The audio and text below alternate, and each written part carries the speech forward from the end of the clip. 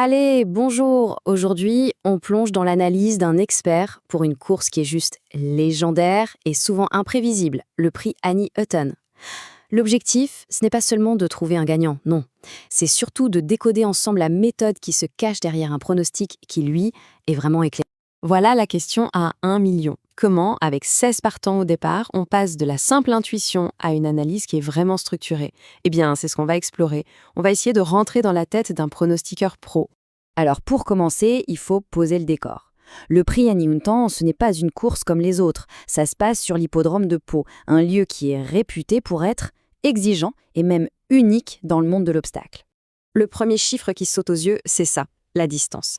4700 mètres. Il faut bien se rendre compte que c'est un véritable marathon pour des steeplechasers. Ici, on ne parle pas de vitesse pure, mais bien d'une épreuve d'endurance extrême qui va tester les limites de chaque concurrent. Et comme si ça ne suffisait pas, cette distance s'accompagne d'une autre variable qui est cruciale, l'état du terrain.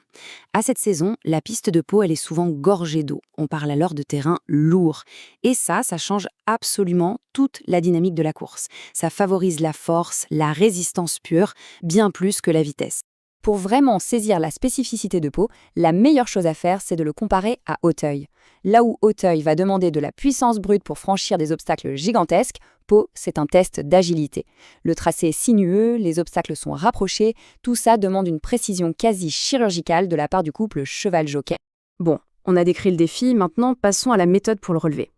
Comment l'expert construit-il son analyse? Quels sont pour lui les critères qui passent avant tous les autres? Petit rappel, mais il est essentiel, le steeplechase, c'est la discipline reine de l'obstacle. C'est vraiment un test complet qui va mélanger l'endurance, la vitesse et bien sûr une technique de saut irréprochable. Le cœur de l'analyse, il repose sur ces 3 piliers. Il ne s'agit pas de regarder qui a gagné la dernière fois, non, il faut vérifier si un cheval coche bien ces 3 cas spécifiques à Pau. D'abord, l'aptitude au terrain lourd, ce qu'on pourrait appeler l'amour de la boue. Ensuite, l'endurance, est-ce qu'il peut tenir la distance? Et enfin, un poids qui soit favorable, qui ne vienne pas le pénaliser. Cette méthode de l'expert, elle ne sort pas de nulle part. Elle a été forgée par l'expérience, sur le terrain. Il y a une course en particulier qui lui a enseigné une leçon fondamentale, un principe clé pour quiconque veut analyser les courses à Pau. Et là voilà, cette fameuse leçon. Cette phrase, elle résume toute la philosophie à avoir à Pau. Il faut chercher la résilience, la capacité à endurer, bien plus que le simple éclat de vitesse. C'est pour ça que la patience et la gestion de l'effort, ce sont les vrais secrets du succès ici. Voyons maintenant comment cette formule s'applique concrètement aux partants du jour. On va passer en revue les chevaux qui, selon l'expert, sortent vraiment du lot. On commence avec celui que la logique désigne comme le grand favori, le vainqueur potentiel. Son nom, Gardons le sourire, c'est peut-être un signe, qui sait. Mais alors, pourquoi lui? Tout simplement parce qu'il coche toutes les cases de notre fameuse formule. Il adore cette piste, sa forme est clairement ascendante, son poids est idéal et surtout, sa préparation a été méticuleusement orientée vers cet unique objectif. Allez, on continue avec la base, le cheval fiable sur lequel on peut vraiment construire un pari. King Le Dune, c'est ce genre de concurrent, d'une régularité absolument exemplaire. Son CV parle pour lui. Il est d'une constance remarquable, il est associé à un jockey de haut niveau et il a été préparé spécialement pour ce meeting. Mais son plus gros atout, c'est peut-être sa polyvalence tactique. Il peut aller devant, il peut attendre. C'est une qualité énorme dans une course qui s'annonce très stratégique. Continuons avec 2 autres profils qui sont essentiels. D'un côté, un vétéran aguerri et de l'autre, un potentiel trouble-fête. C'est ce que dans le jargon on appelle un tocard, un outsider capable de créer une énorme surprise. Et la comparaison est fascinante. D'un côté, on a le numéro 3, Always Love You, un vieux guerrier qui connaît Pau par cœur et qui a une pointe de vitesse finale redoutable. De l'autre, le numéro 8, Nomade, un cheval que beaucoup sous-estiment mais dont la force physique sera un avantage majeur dans la boue. C'est exactement le genre de profil qui peut faire exploser les gains. Ok, on a l'analyse, mais comment est-ce qu'on traduit tout ça en un pari concret et surtout stratégique? C'est la partie pratique de notre décryptage. Le pari phare en France, c'est le Quintet Plus. Le but, il est simple à dire, mais très difficile à réaliser. Il faut trouver les 5 premiers chevaux de la course.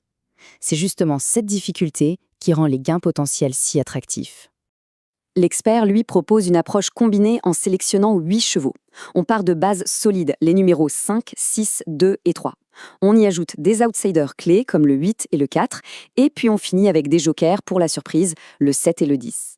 L'idée, en combinant ces 8 chevaux, c'est de couvrir un maximum de scénarios pour maximiser les chances de succès. Bien sûr, il n'y a pas qu'une seule façon de jouer. Si on veut une approche sécurisée, le pari simple placé sur le favori, le numéro 5, c'est un choix solide. Mais si on veut un jeu un peu plus ambitieux, qu'on pourrait qualifier de pari intelligent, il y a le tiercé champ réduit. Là, on mise sur la domination des deux favoris, le 5 et le 6, et on les associe à plein d'autres chevaux pour la troisième place. Finalement, tout est une question de gestion du risque. On arrive à la conclusion de cette analyse. Alors, quel est le verdict final de l'expert sur le déroulement de cette course qu'on attend tous? Tout semble indiquer qu'on va assister à un duel épique entre les deux grands favoris, le 5 et le 6. Ça, ce sera le cœur de la course.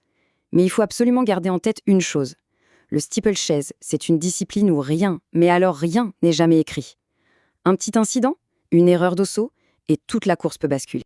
Et c'est la question qui reste, quand les chevaux vont aborder cette dernière ligne de droite complètement épuisée par l'effort. Est-ce que la logique des favoris va parler, ou est-ce qu'un concurrent résistant, un peu sous-estimé, va venir créer la surprise? La réponse, elle sera donnée sur la piste du Pont Long.